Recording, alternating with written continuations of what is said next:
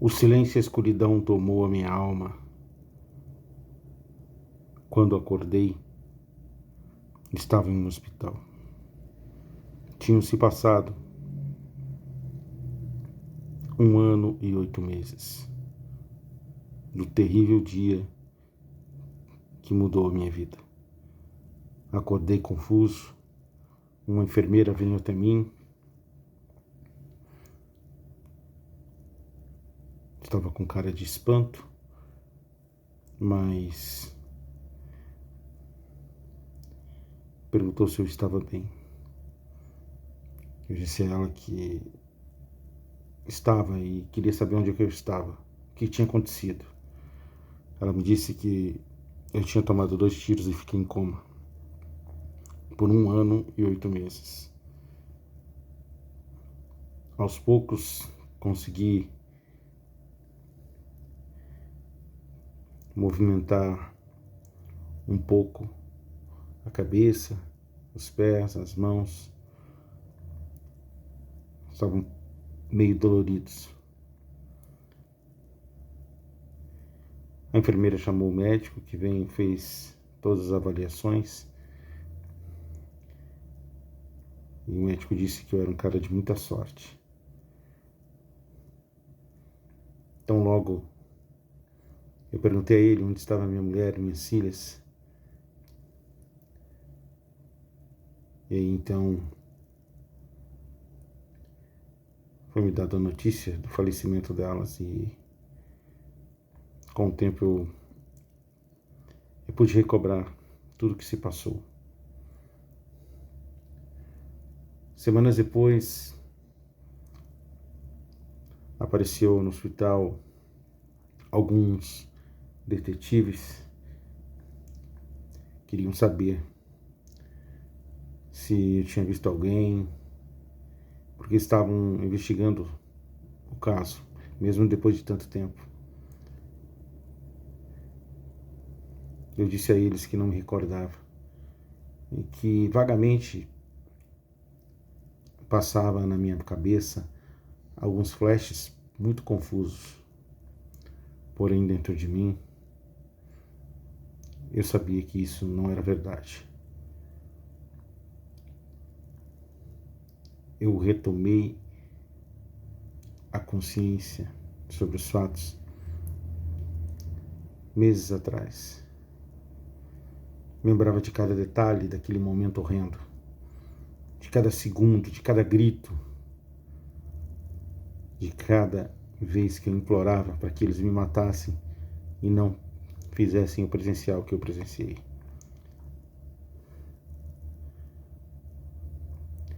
Eu sabia que a justiça dos homens ela é muito falha.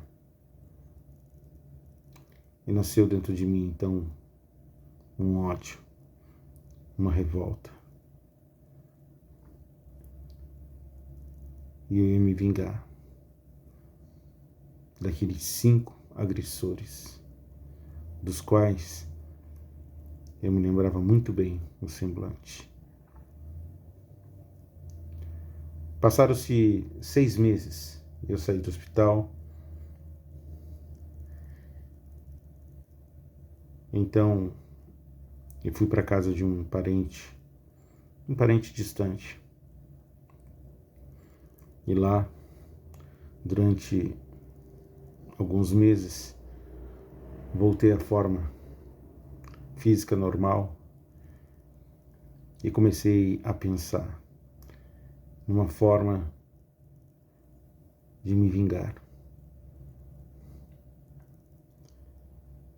Então, como um louco, eu comecei a assistir alguns filmes sobre crimes, sobre anatomia, sobre disfarces, e também comecei a me aprofundar na manipulação de câmeras, abrir portas, cofres.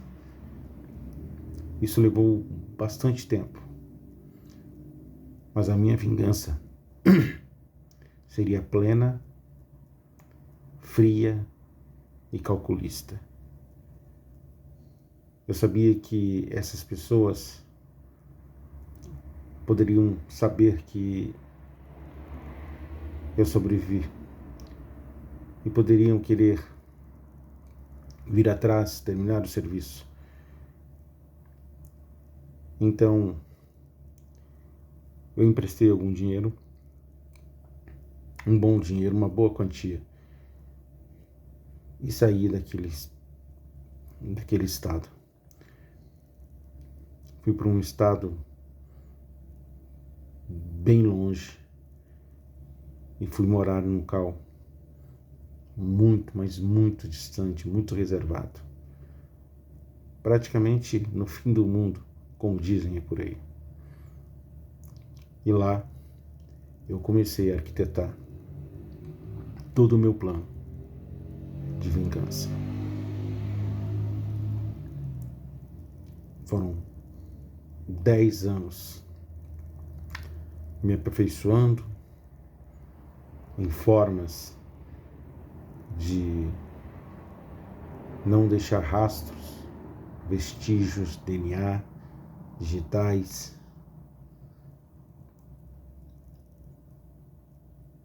Estudando sempre o meu inimigo meses, anos antes de agir. E fui me aperfeiçoando cada vez mais. A minha gana e meu interesse nesta vingança era um dos meus maiores objetivos na vida. Levava uma vida comum como qualquer outro, trabalhando, e todo o dinheiro que eu ganhava, 70%, eu aplicava. Eu aplicava porque eu sabia que esta vingança, ela requeriria da minha parte uma certa quantia de dinheiro. E chegaria um momento em que eu teria que me dedicar 100% a ela. Então eu precisava ter um bom capital para quando eu fosse iniciar a minha vingança, eu conseguisse ter tempo e condições financeiras, porque para cada alvo eu iria usar uma técnica, uma forma, e isto requer recursos. Então, eu apliquei durante 8 anos seguidos 70% do dinheiro ao qual eu ganhava. Tudo que entrava eu não gastava com supérfluos. Tinha o básico e o essencial para a sobrevivência. E o demais eu aplicava. E foi numa dessas aplicações que eu consegui ganhar muito dinheiro. Uma quantia muito boa. Peguei parte dessa quantia e o restante eu reapliquei. E isso, há alguns meses, me deu um retorno ainda maior.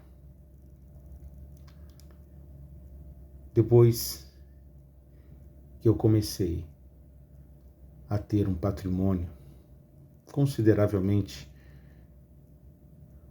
bom, onde eu já não precisava mais me preocupar com questões financeiras.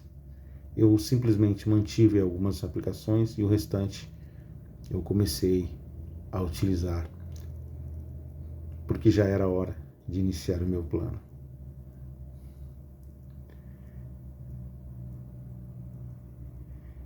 Eu não vou falar tudo nesse vídeo. Em breve, eu vou dizer a vocês como iniciei o maior plano de vingança que um ser humano pode